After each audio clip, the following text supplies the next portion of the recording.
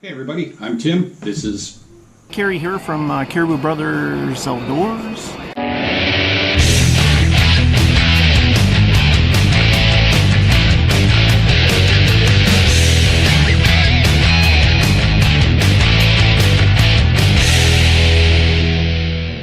Okay, so sorry about the echoey sound. I'm in the middle of moving, and yeah, there's nothing in the dining room, and the reason that I'm not outside is because there's 400 kids playing, so we're just gonna stay out of the way.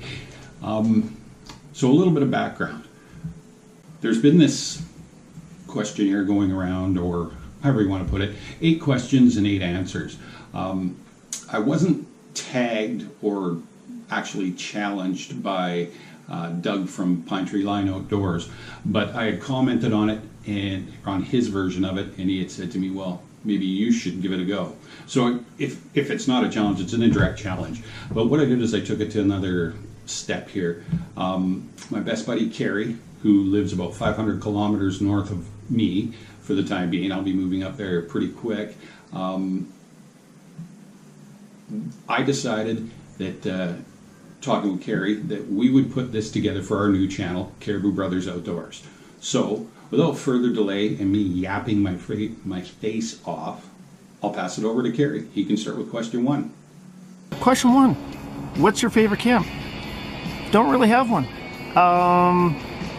Dude, you know, getting outdoors, making a camp anywhere is freaking awesome. All right, my turn.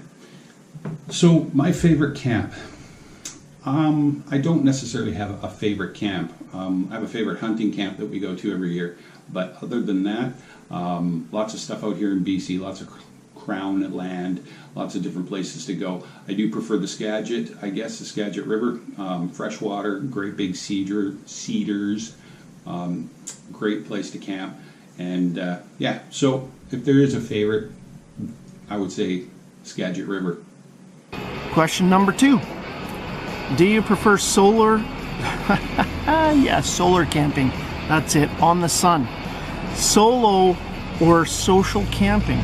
Well, you know, yeah, my brother, yeah, he's kind of annoying sometimes. You know, everything's got to be so perfect in camp, and, you know, there's a little bit of pine needles or something over by his tent, you know, he's sweeping away, yeah, whatever. But seriously, no, I love social camping, whether it be 1 or 2 other people, 4 even, you know, light a fire, tell some silly stories, sipping on whiskey, you know, it's all good. Oh, really? Okay, well, solo camp or social camp. Depending on the situation, I prefer both, actually. It depends on the moment, depends on the time. Solo camping, I love doing that. Getting out by myself, unwinding, just doing things my way, I guess, and just enjoy the solitude every once in a while. Social camping, I like social camping as well, but not with Carrie. Ew, there's spiders. Ew, my socks are wet. Ew. Ew, complains all the time, but if I have to go camping with him, I go camping with him. No, seriously, either or. Carrie's a great guy to camp with, so I like them both, but I have no preference. It just depends on my mood and depends on what's going on. My wife enjoys camping like crazy, so camping with her too, it's always a lot of fun. Question number 3. How did you learn bushcrafting skills? Well, I don't know, self-taught, I suppose. You know, kid, I'm going to say 7, 8 years old. We'd ask my dad for a can of nails, some binder twine, a hammer, and a saw. I guess that's where it all started. You know, building tree forts. That's pretty much it there. Bushcrafting skills. I think I learned, well, not I think, I know I learned a bunch from watching the videos, watching, just going on YouTube, checking out the guys. lots of very, very talented individuals out there putting out great videos. And yeah, I think a lot of that was just watching videos, but I think camping in general and everything else like that started when I was young. My dad, we used to hike and camp out in the middle of nowhere and stuff like that, and my grandfather too. My whole family basically very camping and bushcrafting inclined, so a lot of stuff from, like I say, my dad and my grandfather, and off of the videos that you guys put on. So Question number 4. What is your favorite method of fire starting? Yeah, it's a no-brainer. Gas. When nothing else works, use gas. favorite method of fire starting? I would say, if in the optimal conditions, I like using a fire steel. That's pretty cool. I've just learned really how to do that, and I really enjoy it. It's kind of an art, and as Doug outside would say, it's finger fidgety. So that would be probably my favorite. Always carry a lighter. Always carry a little bit of tinder. So yeah, I'd say the fire steel. Question 5. What is your most essential piece of your kit? Yeah, I'm not sure. Fire starter for sure, I would think. Stay warm, you know. That's what I'm thinking. Get that fire going. As long as you've got a ferro rod, lighter, waterproof matches, whatever, you're going to be okay. Most essential piece of kit.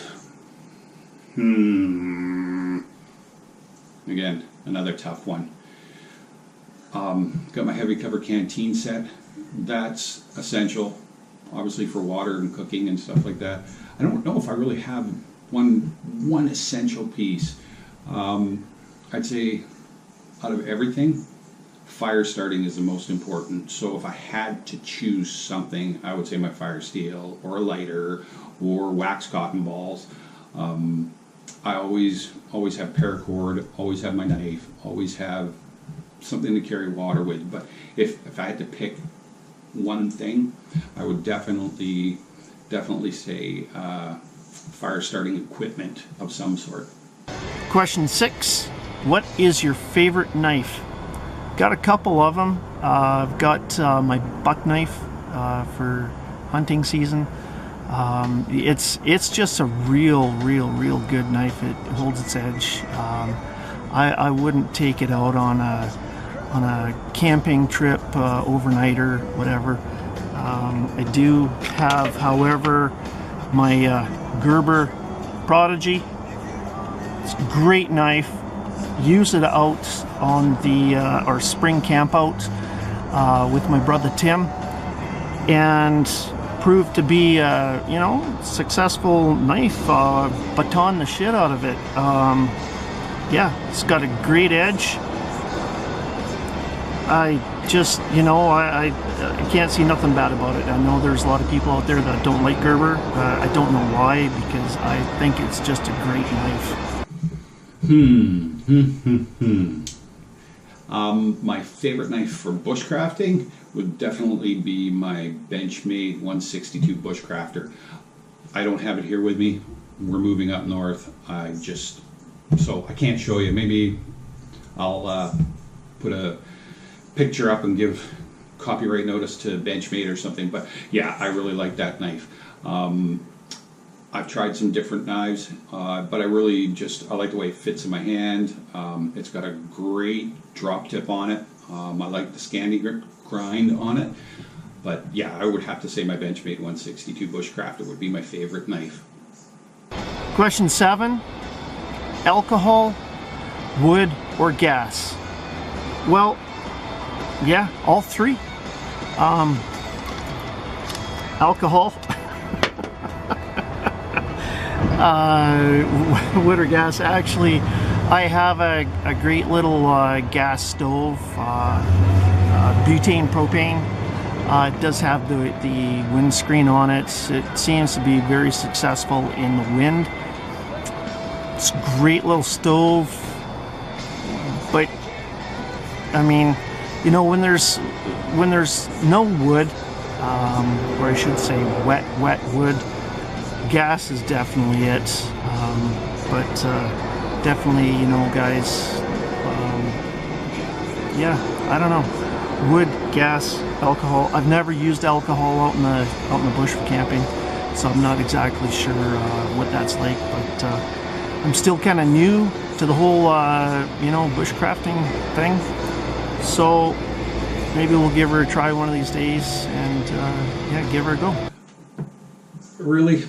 Yeah, alcohol. Leave it to you, buddy. Anyway, I would have to say that wood would be my favorite way to cook or whatever. Yeah, I like the whole process of setting it up and what have you. I've got a Trengia alcohol stove, which is super cool. Love it. I've got a few gas stoves, and they're great too. If I need to get up, or we need to get up and get out in a hurry, gas stove's great. Get the water boiled, get your food in, whatever. If I'm hanging around camp and we're not in a rush, love using the fire. Love using my Emberlit twig stove. That's a lot of fun. So yeah, but top of it all, wood.